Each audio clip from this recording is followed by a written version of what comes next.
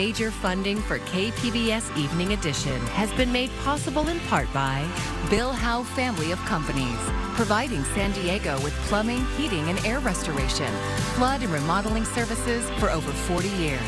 Call 1-800-BILL-HOWE or visit billhowe.com.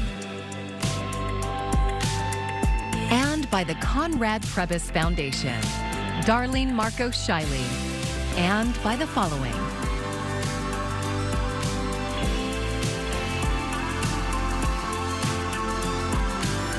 And by viewers like you. Thank you.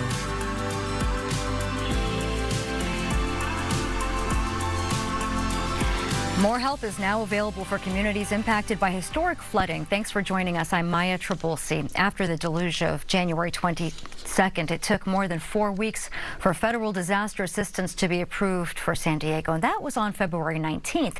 KPBS reporter John Carroll says as of today, 2 disaster assistance centers are open where flood victims can sign up for help to rebuild their lives. For most of us, the storm of January 22nd is just a memory, at worst an inconvenience. But for the San Diegans that were flooded out, it is still front of mind, a nightmare from which many have yet to recover.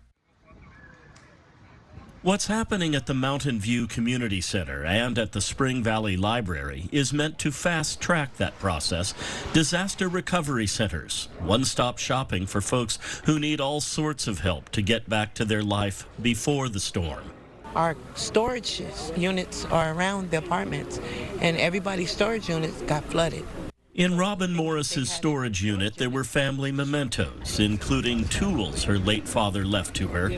Still, she says she's lucky. She lives in a second-floor apartment, so everything there stayed high and dry. She was with a friend today who didn't want to talk on camera. Her friend lost everything.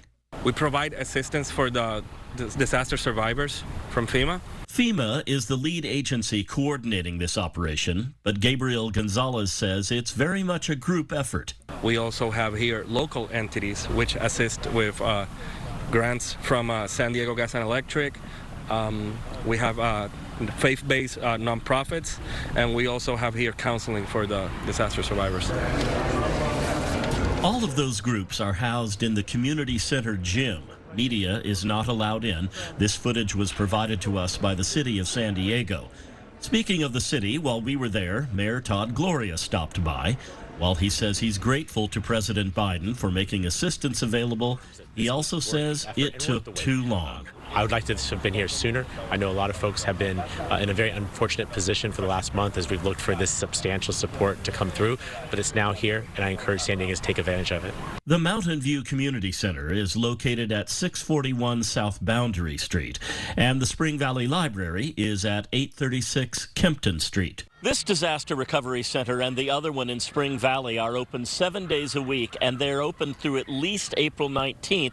FEMA tells me if there are still folks who need help at that point, they'll stay open for as long as it takes to give San Diegans the assistance they so desperately need.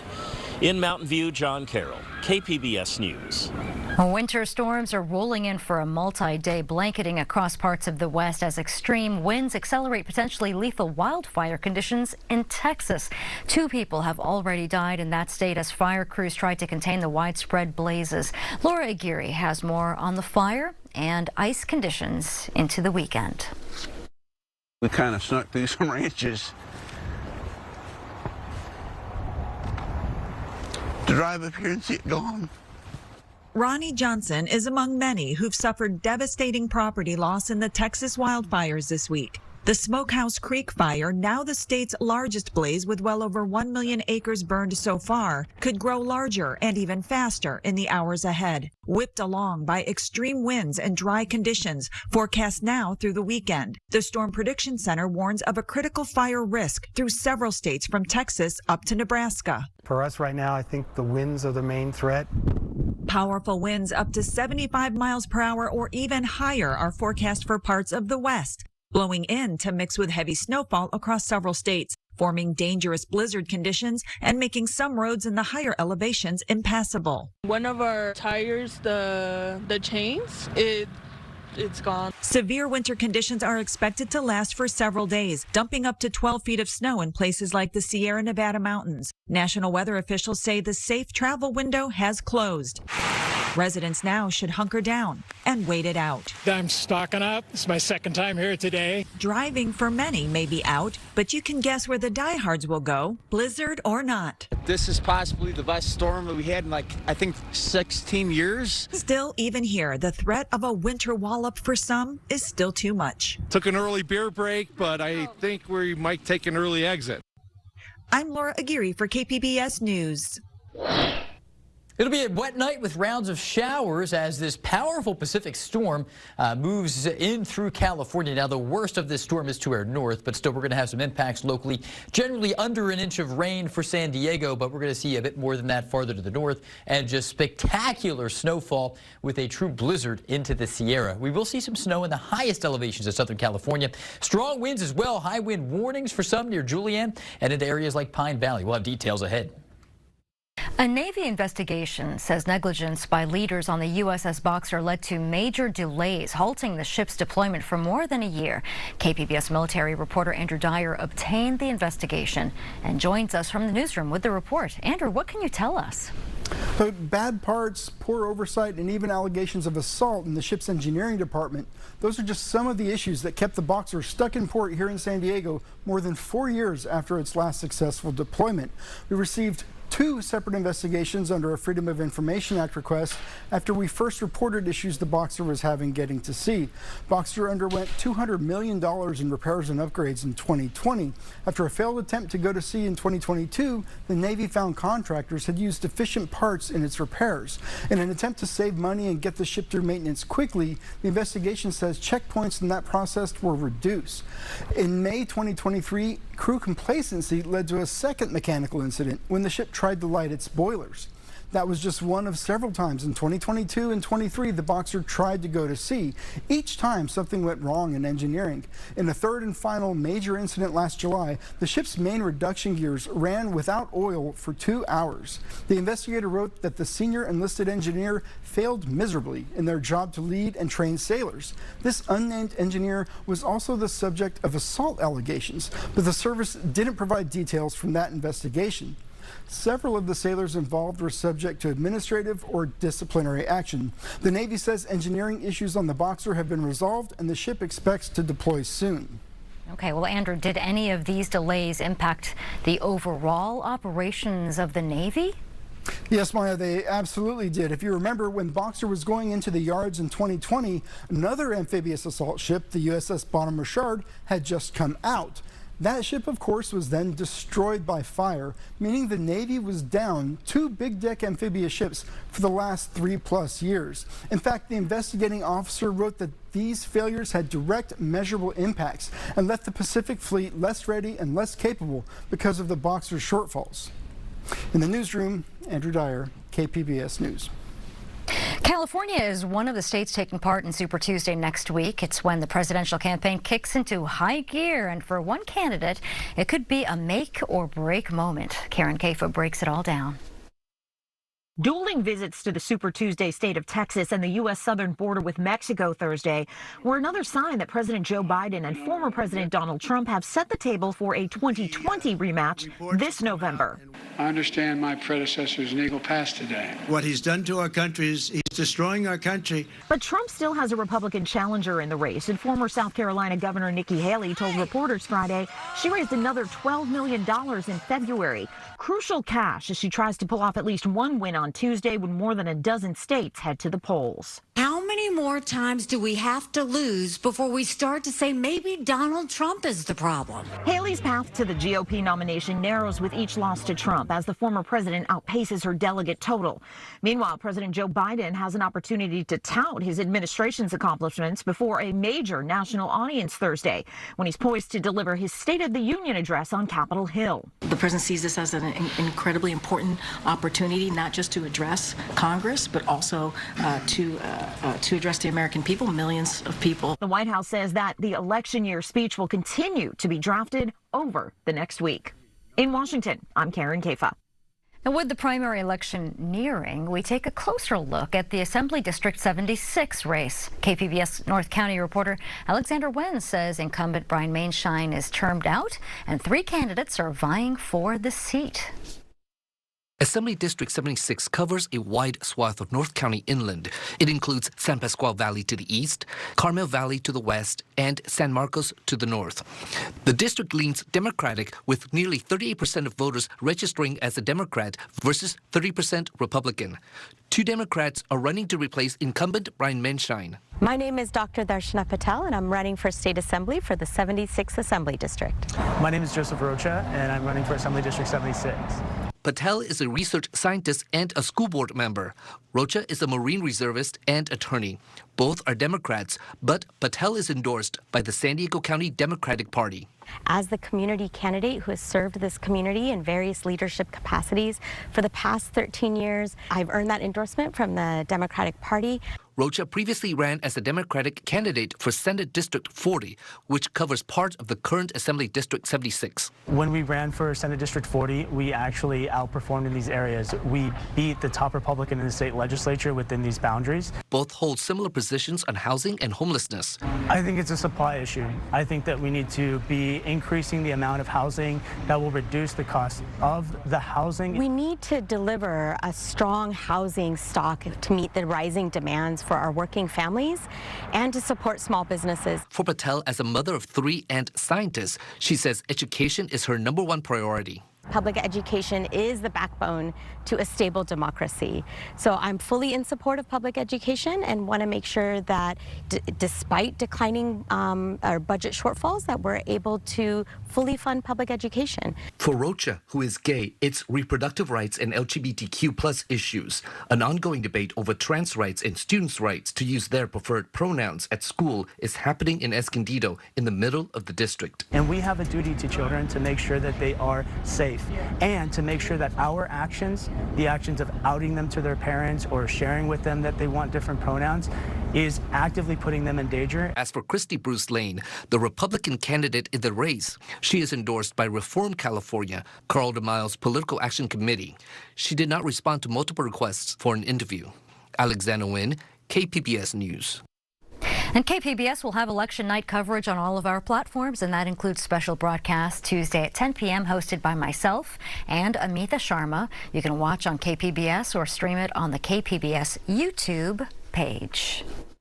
I'm Jeff Bennett. Tonight on the NewsHour, thousands defy the Kremlin and gather for the funeral of Russian opposition leader Alexei Navalny. That's at 7 after Evening Edition on KPBS. Today marks the beginning of Women's History Month. While major strides have been made toward getting women into leadership roles at major companies across America, there is still more work to be done. Michael Yoshida spoke with experts to discuss the hurdles women still face when reaching for the top jobs. Women are making hard-fought gains in the C-suites at America top public companies. That's according to the 2023 Women in the Workplace survey from consultants McKinsey & Company in partnership with leanin.org. We are breaking through that glass ceiling. We used to see that 1 in 5 women were in the C-suite, and today that's 1 in 4. Still, progress is lagging in the middle of the pipeline, with a lack of routes out of entry-level jobs for women, something Yi calls the broken rung. For every 100 men that receive that first awesome promotion in the United States, only 87 women have those same odds. The problem exacerbated for women of color. The survey's saying they are underrepresented at every stage of the pipeline and make up only 6% of the C-suite. Some companies need a jolt. Sometimes you need to say, we are not where we should be. Women's participation rate in the workforce reached record heights last year, according to the Labor Department. But the pay gap remains a problem. A Pew report shows women earned 82 cents on the dollar in 2022 compared to men. Terry Boyer is the founding director of Villanova's McNulty Institute for Women's Leadership. We often tell employers is you're going to have to pay attention to this and really dive deep, reframe the perception of what it means to lead based on women's experiences. And the only way you're going to do that is by listening to women. Cost of living is getting a lot of attention this week, from San Diego's rising home prices to a new push to stop shrinkflation. Here's SDSU's Mira Kopik with the Friday Business Report. Home prices increased 8.8% versus 5.5% nationally. And it was the first time since 2005 that San Diego was #1 in that list. Right now, the study showed that the median price for a home in San Diego is about $949,000. Before the pandemic, a household needed to earn about $135,000 to afford a home in San Diego. Today, it's over $190,000.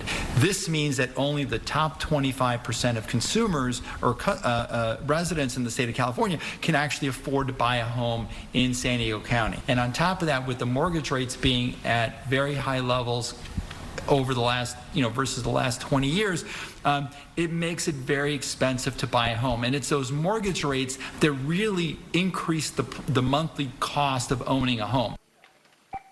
This act, called the Shrinkflation Prevention Act, calls for the Federal Trade Commission to fine companies that reduce package size and the ounce weight as unfair and deceptive. To be honest, companies have been doing this for decades. Two categories that are interesting: ice cream and orange juice. In both categories, the package size is a 64-ounce container. Today, your 64-ounce half-gallon of orange juice is 52 ounces, so that's 12 ounces less.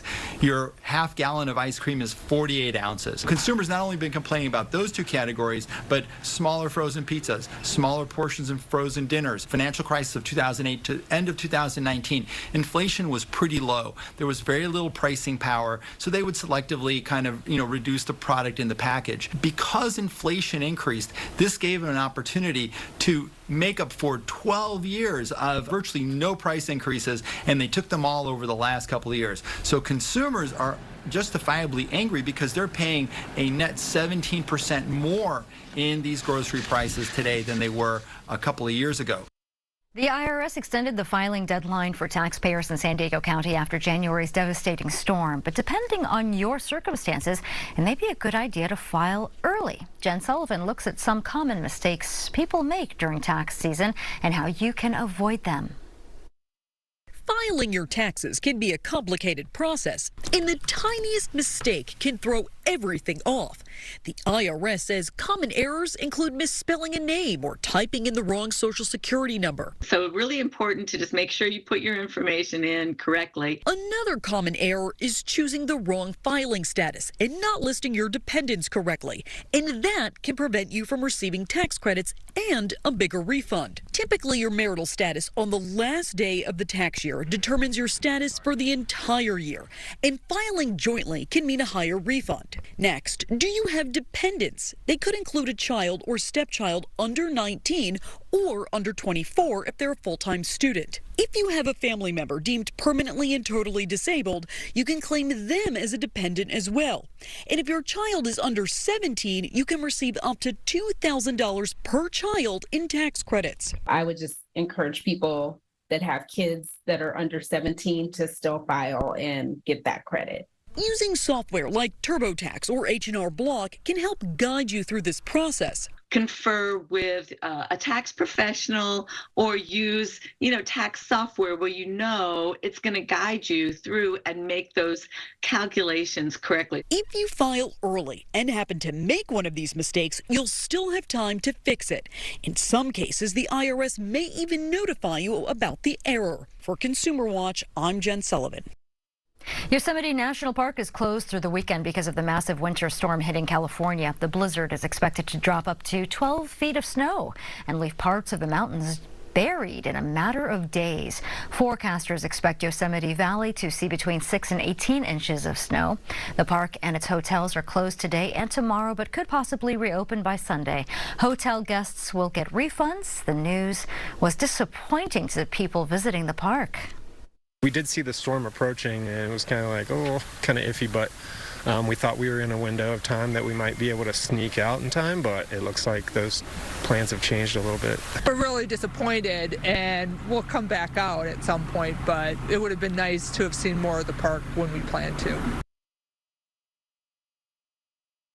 Weather Service issued a blizzard warning for parts of the central Sierra Nevada mountains starting Wednesday afternoon through Sunday morning.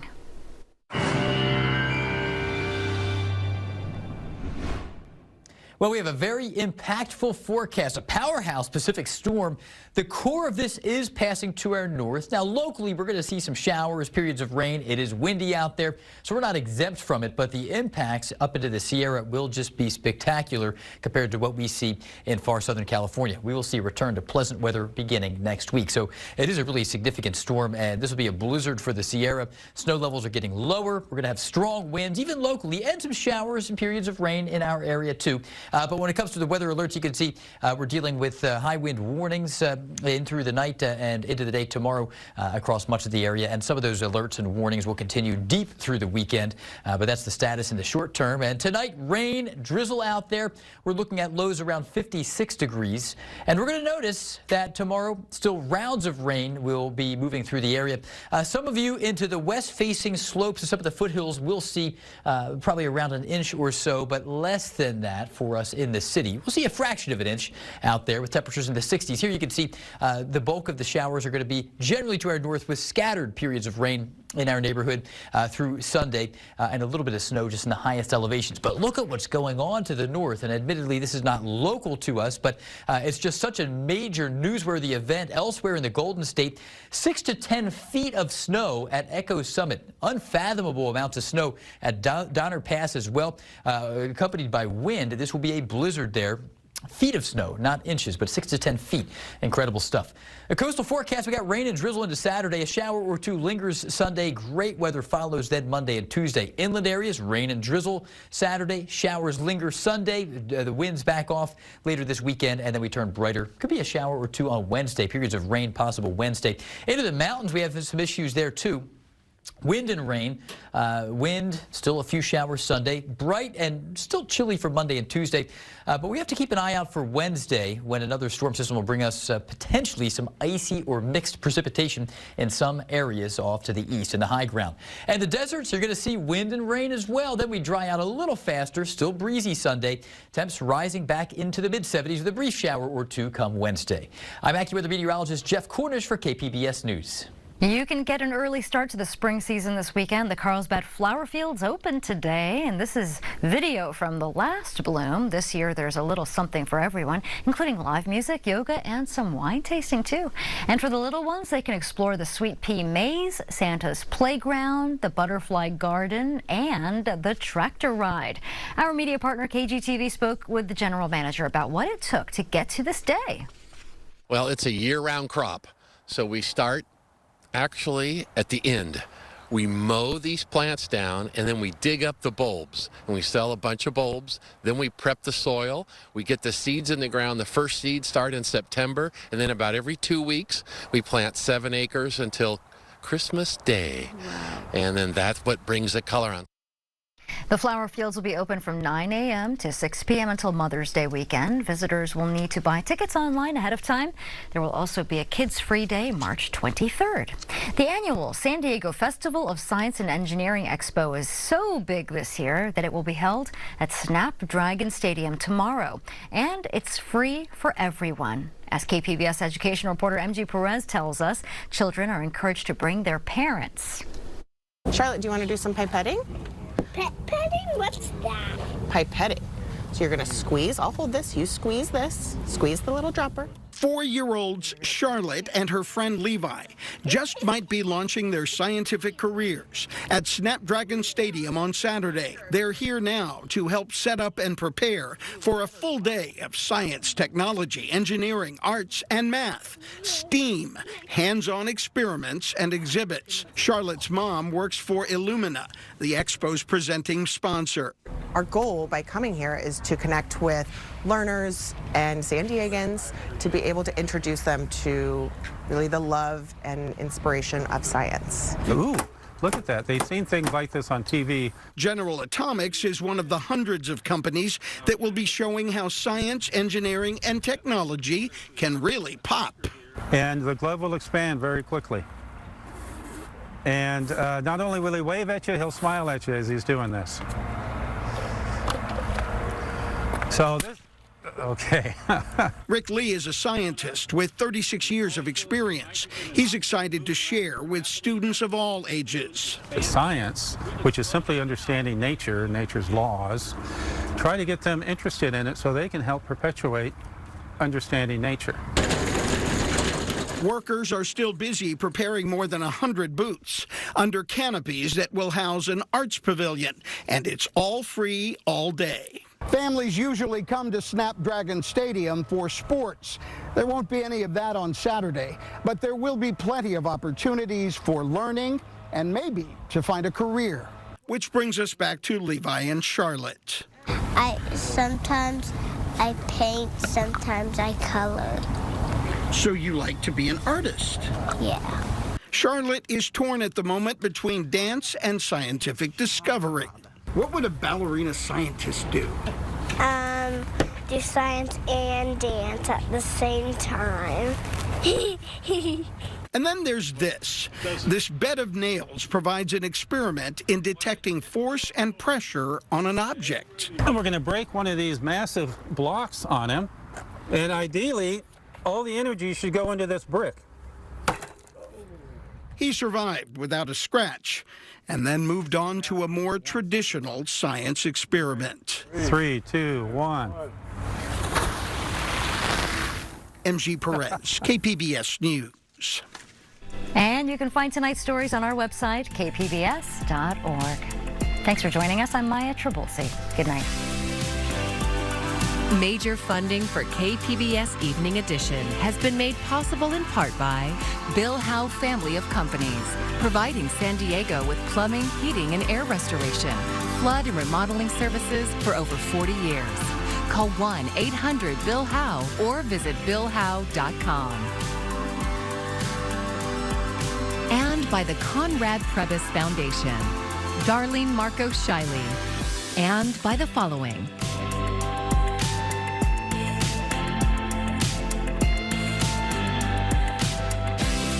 And by viewers like you. Thank you.